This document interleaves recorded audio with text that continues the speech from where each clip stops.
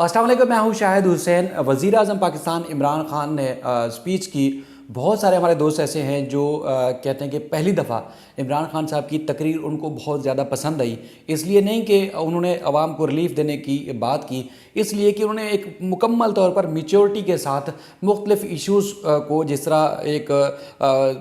यानी कि वक्त दिया और उसके बाद बारी बारी उस पर बात की, तो इसलिए लोगों को बहुत ज़्यादा पसंद आई। और अब लोग बहुत ज़्यादा तवक्कुआत कर रहे हैं कि अब मज़ीद जो उनका वक्त बचा हुआ है अपनी हुकूमत का, तो वो मज़ीद मैच्योरिटी के साथ सामने आएंगे ताकि मुस्तकबिल में जो उनका सियासी जो एक कैरियर है वो अच्छे से आगे बढ़ा सकें। लेकिन जो उन्होंने ऐलानात किए वो उस पर भी असगर भाई से मैं बात करूँगा। लेकिन जो ख़ास तौर पर उन्होंने एक और बात की कि वो वज़ीर आज़म पाकिस्तान होते हुए भी उनको 3 साल से इंसाफ नहीं मिल रहा। तो चूँकि हम अदालती रिपोर्टिंग करते हैं तो अदालतों में लोग इंसाफ के लिए किस तरह धक्के खाते हैं, किस तरह मारे मारे फिर रहे हैं। यानी कि एक वज़ीर आज़म पाकिस्तान के लिए अगर इस तरह एक अदालतों में उनको इंसाफ नहीं मिल सकता और वो ख़ुद बार बार जिक्र करते रहे कि उनको लंदन की अदालतों से उनके कुछ वज़रा को इंसाफ मिला और कुछ लोगों को मज़ीद मिलेगा, तो क्या पाकिस्तान की अवाम जो है 22 करोड़ अवाम जो जिनको अदालतों से रिलीफ की तवक्कुआत हैं और साल साल से धक्के खा रहे हैं, क्या उनको कभी इंसाफ मिल सकता है, नहीं मिल सकता? या फिर वज़ीर आज़म होने के नाते वो या सदर पाकिस्तान होने के नाते अवाम की बेहतरी के लिए क्या इक़दाम कर सकते थे, वो सारी तफसीलात आपके सामने रखनी है। आप वीडियो आखिर तक देखिएगा। सबसे पहले वही गुजारिश कि अगर आपने अब तक मेरा चैनल सब्सक्राइब नहीं किया तो ज़रूर सब्सक्राइब करें ताकि वो चीज़ें जो हम आपको दिखाना चाहते हैं, बताना चाहते हैं, ख़ासतौर पर अदालती अमूर से मुतालिक, वो आप तक बर वक्त पहुँच सकें। असगर भाई आपका बहुत शुक्रिया, आप हमेशा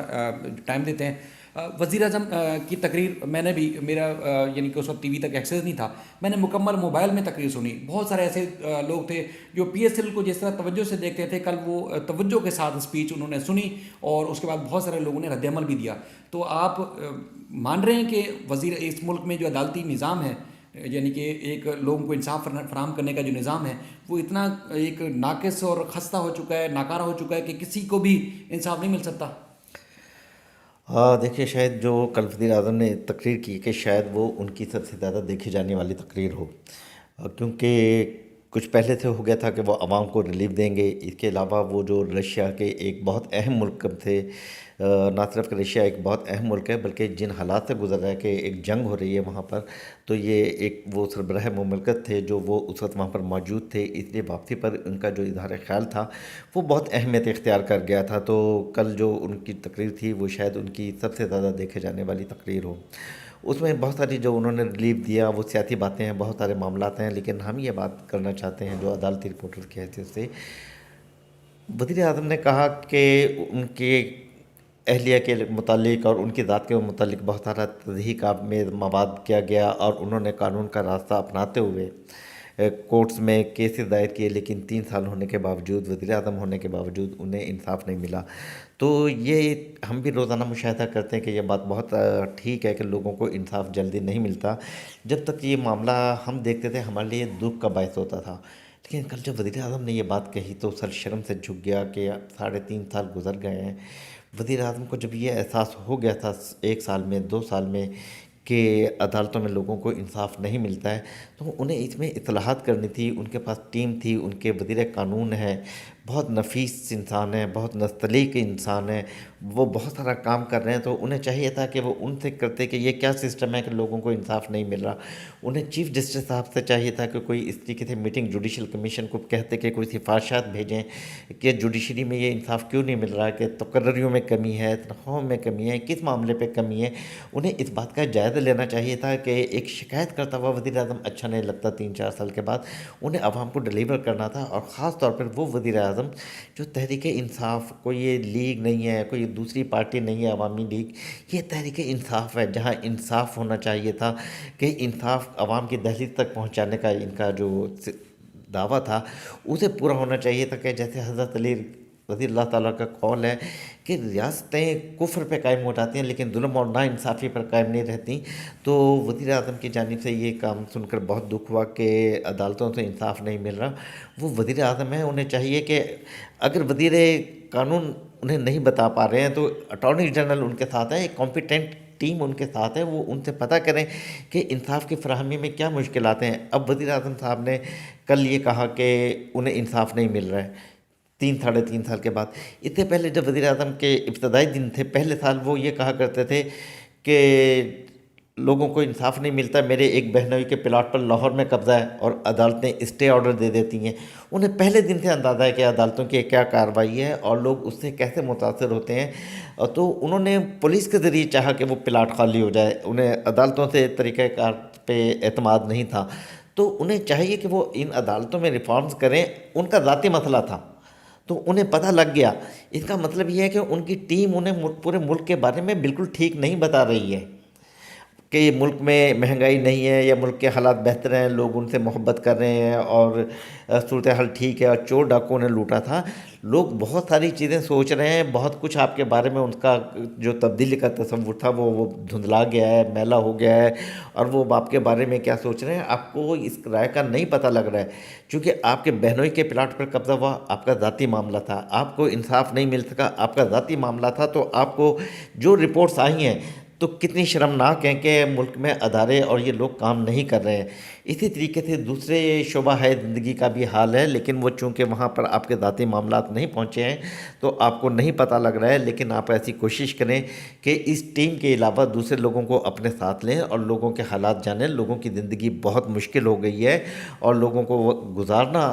سانس لینا جو ہے وہ بہت مشکل ہو گیا ہے. اس میں جو ان کے ساتھ جو قانونی ماہر ہیں کراچی سے سندھ سے تعلق ہے, دونوں مایہ ناز ہیں, یعنی کہ فروغ نسیم صاحب اور خالد جاوید صاحب, دونوں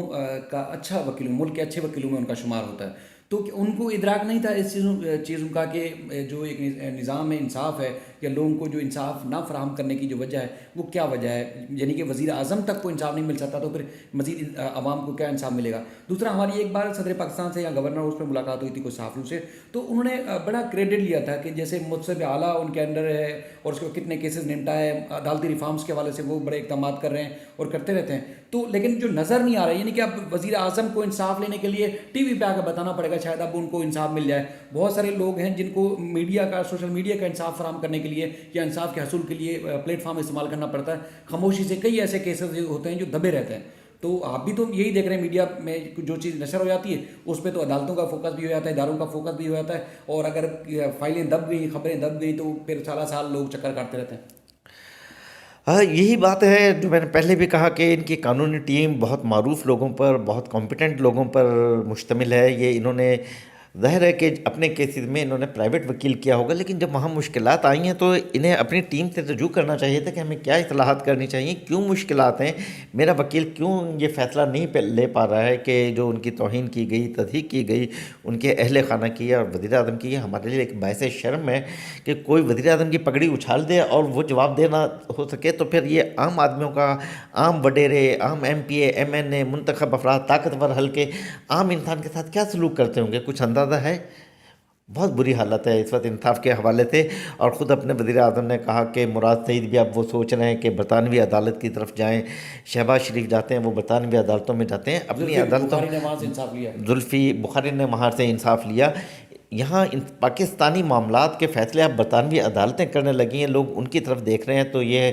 تحریک انصاف کی حکومت, جب عمران خان کا ایک دور مکمل ہوگا 5 سال کا, تو خود وزیر اعظم سوچیں کہ انہیں کیسے یاد کیا جائے گا کہ ان کے وقت میں جب انہیں انصاف نہیں ملا تو عوام کو بھی انصاف نہیں ملا ہوگا. اس حوالے سے عوام کیا سوچیں گے, وزیر اعظم کو اس بارے میں غور کرنا چاہیے. آپ کا ویسے بہت شکریہ. کل جو ایک بڑی اور اہم چیز ہوئی کہ لانگ مارچ یہاں سے شروع ہوا, یعنی کہ اب عوامی ایشوز کے اوپر سیاسی جماعتوں نے جب سیاست کرنا شروع کی ہے تو اب عوام کو ریلیف ملنا شروع ہو گیا. اب وزیر اعظم یا کوئی بھی کریڈٹ لینا شروع کر دے کہ ہم نے بڑا کمال کر دیا. کمال بنیادی طور پر جو عوام کو ریلیف دینے کے لیے سیاسی جماعتوں کا ہوتا ہے, جب ان کا منشور یا فوکس کسی چیز پہ ہو جاتا ہے تو پھر وہاں آپ کو ریلیف ملنا شروع ہوتا ہوا نظر آتا ہے. اگر بلاول بھٹو یا جو دیگر جماعتیں ہیں وہ اگر پہلے شاید اس طرح کی جو ایکٹیویٹی ہے لانگ مارچ سے متعلق یا عوام کو ریلیف دینے سے متعلق پہلے کر لیتے تو یقین مانے آج اتنا جو مہنگائی کا طوفان ہے وہ ہوتا ہی نہیں. آپ اس بات کو تو سمجھیں گے کیونکہ کل سے لوگ یہ بات کر رہے ہیں. دیکھیں, شاہد میں سیاست پہ بات نہیں کرنا چاہتا تھا, لیکن جو آپ نے یہ بات کی کہ یہ عوامی دباؤ کی پالیٹکس کی ہے, تو ابھی آپ دیکھیں کہ وزیر اعظم کے گرد کیسے چاپلوس لوگ ہیں کہ وزیر خارجہ شاہ محمود قریشی, یوکرین میں جنگ ہے, پاکستانی یوکرین میں پھنسے ہوئے ہیں اور وہ سندھ میں نعرے لگا رہے ہیں اور صرف وزیر اعظم یہ کر دیں گے, وزیر اعظم سے ٹی وی پہ مناظرہ کر لیں, وزیر اعظم کے ساتھ یہ کر لیں, اور وہاں پر ہمارے سفیر بھی یہ کر رہے ہیں کہ یہ کاغذی اقدامات کر دیے. لیکن جو چیزیں آ رہی ہیں واٹس ایپ پہ, سوشل میڈیا پہ جو آ رہا ہے کہ انڈین اسٹوڈنٹس اپنے ملک میں واپس ہو گئے ہیں، اور جبکہ پاکستانی طلباء کے بارے میں ابھی جمع ہوا جا رہا ہے، انہیں ڈائریکشن دی جا رہی ہے، وہاں سے واٹس ایپ پہ رپورٹس آ رہی ہیں کہ وہ پریشانی کے عالم میں ہیں۔ تو یہ ٹیم کے بارے میں آپ کیا کریں؟ اس لیے اب جب اپوزیشن اہل نہیں ہے، لوگ ان چور ڈاکوں سے پہلے تنگ آ گئے تھے، لیکن چونکہ اس طرح کی ٹیم بنی ہے جو چاپلوس ہیں، جو اپنا کام کرنے کی بجائے وزارت خارجہ کے آفس میں بیٹھ کر دیکھیں کہ وزیروں کے ساتھ یا پاکستانی طلباء کے ساتھ وہاں کیا ہو رہا ہے یوکرین میں، وہ یہاں وزیر اعظم کو خوش کرنے کے لیے مارچ میں لگے ہوئے ہیں، انہیں خوش کر رہے ہیں کہ ہم اٹک رہے ہیں۔ اسی وجہ سے ملک کا بیڑا غرق ہو رہا ہے، اور تحریک انصاف کو اگر نقصان ہوا تو لوگ کہتے ہیں کہ وزیر اعظم ٹھیک ہے، لیکن ان کے ارد گرد جو ٹیم ہے وہ درست نہیں ہے، اور اس میں کافی حد تک حقیقت بھی ہے کہ جو وزیر اعظم کے گرد ٹیم ہے وہ صحیح پرفارم نہیں کر رہی۔ جیسا کہ وزیر اعظم نے تقریر میں کہا کہ جس طرح انہوں نے عوام کو ریلیف دینے کی بات کی، اگر اسی طرح چونکہ عوام جو ہے چاہے وہ سندھ کی ہو یا پورے ملک کی ہو، وہ جو سابقہ حکمران ہیں ان سے تنگ ہیں، یعنی کہ طرز حکمرانی سے لے کے جو ان کا ایک گورننس کا معاملہ ہے اس حوالے سے بڑی تنگ ہے۔ پیپلز پارٹی سے سندھ کی عوام تو بہت زیادہ ہی تنگ ہے، لیکن ان کو جس طرح کل وزیر اعظم نے خطاب میں ریلیف دیا عوام کو، تو اگر اسی طرح ریلیف ملنا شروع ہو جائے تو پھر جس طرح یہ لانگ مارچ کے بدلے میں لانگ مارچ نہیں کرنا پڑے گا، ان کو سیاست کے بدلے میں سیاست نہیں کرنا پڑے گی، اپنی طرز سے اگر ثابت کریں گے تو عوام خود بخود اگلی دفعہ بھی پی ٹی آئی کو ووٹ دے سکتی ہے۔ لیکن اگر لانگ مارچ کے بدلے میں آپ لانگ مارچ شروع کر دیں تو میرا نہیں خیال کہ آپ اگلے الیکشن میں شاید جیت سکیں، جس طرح کی صورتحال ہے، کیونکہ پیپلز پارٹی نے اپنی جڑیں بے حد مضبوط کی ہوئی ہیں۔ بھلے وہ گورنرس نہیں ہے، سب کو پتہ ہے، بھلے لوگوں کو جانیں ضائع ہو رہی ہیں، جس روٹ سے بلاول کا آج بھی لانگ مارچ گزر رہا ہے وہاں پر آج بھی 7 افراد قتل ہو چکے ہیں، راکٹ لانچر چل رہے ہیں وہاں پر۔ آپ خود اندازہ بتائیں کہ کچے کے علاقوں میں، دیہاتی علاقوں میں، شہری علاقوں میں تو برا حال ہے دہشت گردی کا، اسلحہ غیر قانونی کی بھرمار ہے، لیکن دیہاتی علاقوں میں بھی اسلحے کی اس طرح کی بھرمار ہے کہ آپ سوچ نہیں سکتے۔ دوسری ایک بات کہ وزیر اعظم سے متعلق، ان کی اہلیت سے متعلق بے شمار ہمارے دوست جو ہے وہ یوٹیوب پر یا مختلف پلیٹ فارم استعمال کرنے کے بعد جو باتیں کرتے ہیں، وہی لوگ اس سے پہلے جسٹس ثاقب نثار سے لے کے گلزار احمد تک ان کو تنقید کا نشانہ بناتے تھے، آج وہ جسٹس اطہر من اللہ صاحب کو ہیرو سمجھتے ہیں، حالانکہ بات جو ہے وہ اس طرح حد تک عزت کی ہے، بات گھریلو خواتین کی ہے، بات کسی بھی جو شخص ہے اس کی ہے کہ جس کی عزت نفس کو مجروح کیا جائے۔ اگر ان کی عزت نفس کو بحال نہیں رکھا جا سکتا تو پھر کوئی اچھا اور کوئی برا نہیں بن سکتا، عزت سب کی برابر ہے۔ پھر کسی اور ولاگ کے ساتھ آپ کی خدمت میں پھر حاضر ہوں گے، اپنا خیال رکھیے گا، اللہ حافظ۔